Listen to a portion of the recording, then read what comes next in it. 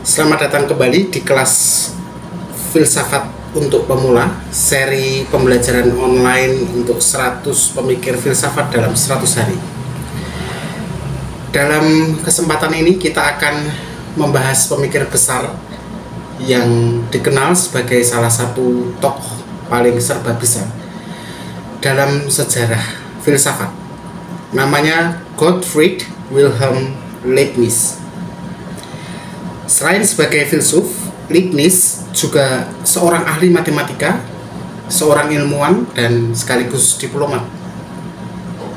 Mari kita selami dunia ide-ide Leibniz yang penuh dengan logika dan keharmonian. Gottfried Wilhelm Leibniz. Dia lahir tanggal 1 Juli 1646 di Leipzig, Jerman. Leibniz adalah anak seorang profesor filsafat moral yang meninggal saat Leibniz masih berusia 6 tahun. Namun perpustakaan ayahnya itu yang ditinggalkan setelah ayahnya meninggal itu justru menjadi tempat pertama bagi Leibniz muda untuk mengembangkan rasa ingin tahunya yang besar.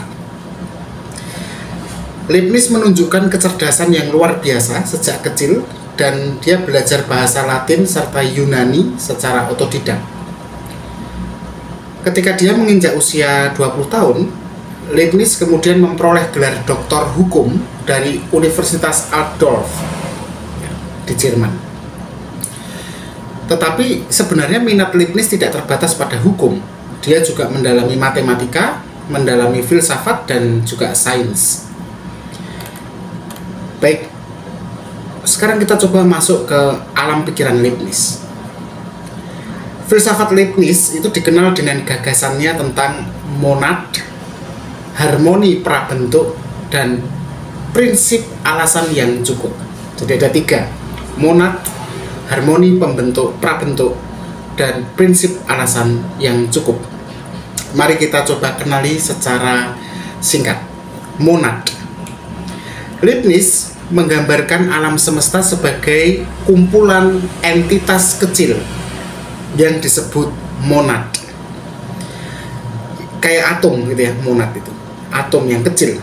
Nah, setiap monad adalah unit dasar realitas yang tidak dapat dibagi.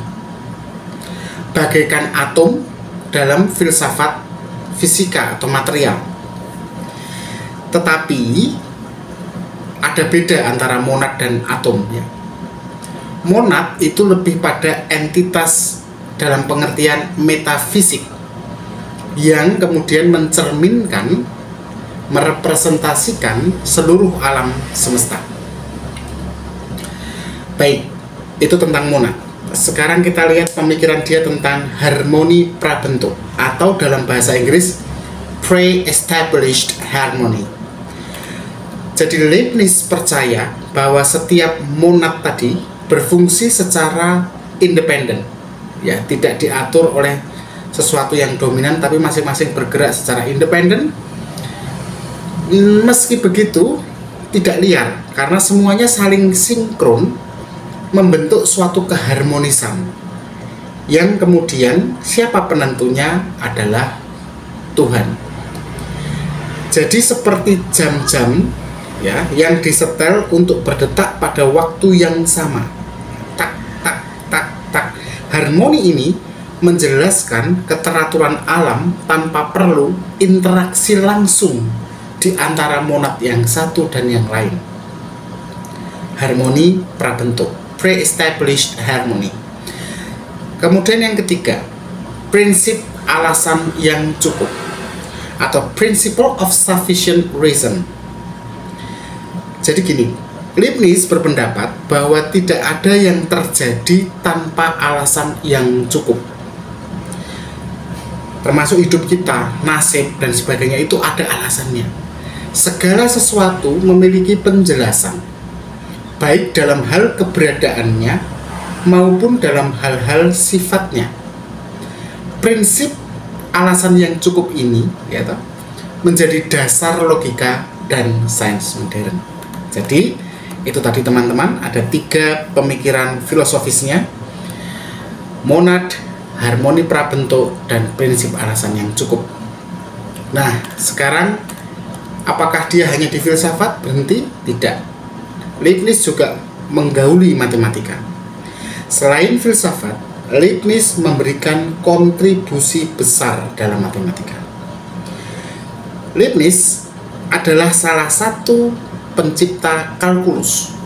Meskipun terdapat akhirnya kontroversi perdebatan antara dirinya dengan Isaac Newton tentang siapa yang menemukan kalkulus pertama kalinya.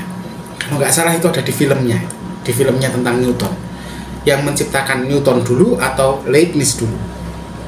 Baik, tetapi dalam kalkulus Leibniz ada notasi ya, dalam kalkulus Leibniz itu ada misalnya tentang integral, bilangan-bilangan integral gitu ya, yang lambangnya begini, dan turunan atau D simbolnya.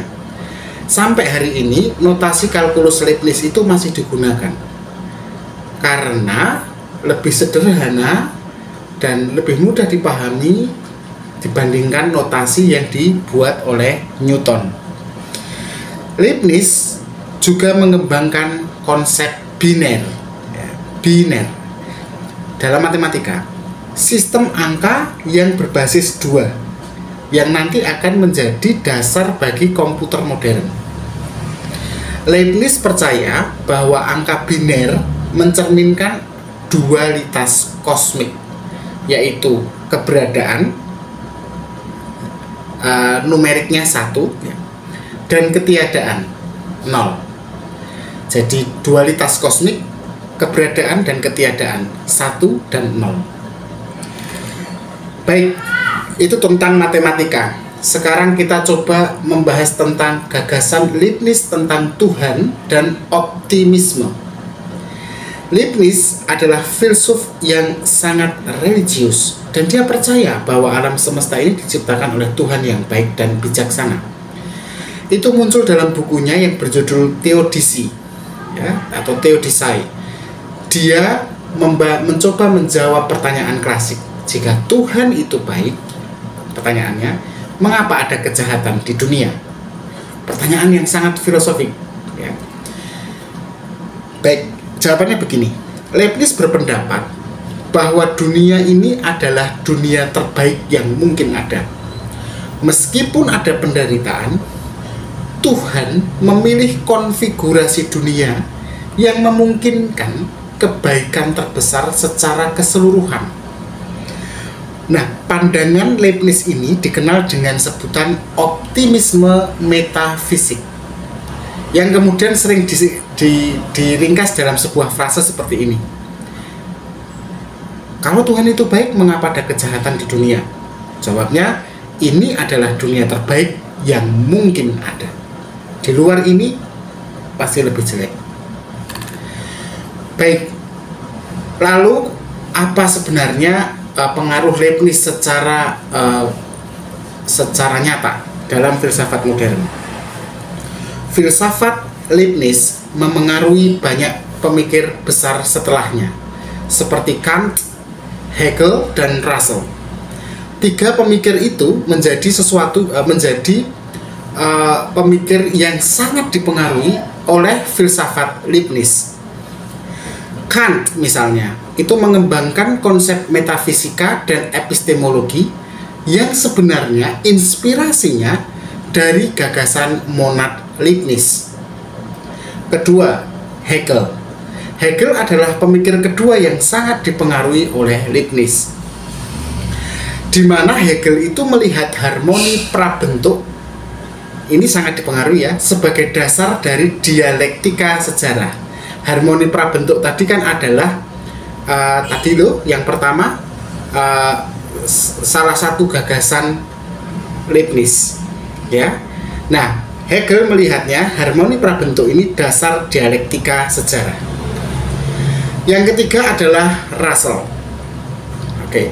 Russell adalah pemikir ketiga yang memuji kontribusi gagasan analitik Leibniz tentang logika dan gagasan analitik Leibniz yang tentu terpengaruh dengan matematikanya ya.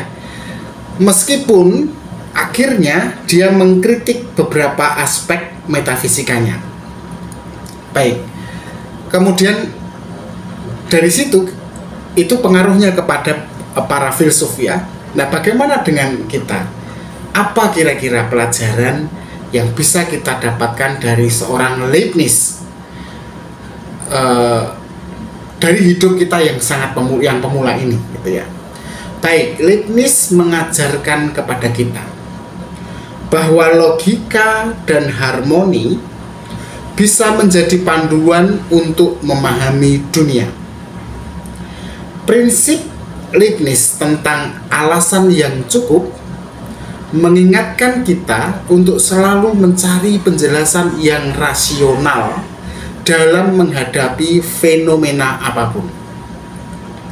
Di era modern, gagasan tentang optimisme metafisik mendorong kita untuk mencari cara memperbaiki dunia, meskipun kita sadar akan keterbatasannya. Dan tentu saja kontribusi Leibniz tidak bisa dilepaskan dari matematika yang kita pelajari hari ini.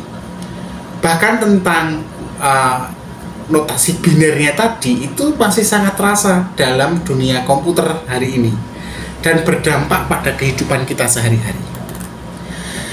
Itulah Gottfried Wilhelm Leibniz. Dia adalah contoh sempurna dari seorang pemikir yang universal. Maksudnya apa-apa dia pikirin gitu ya.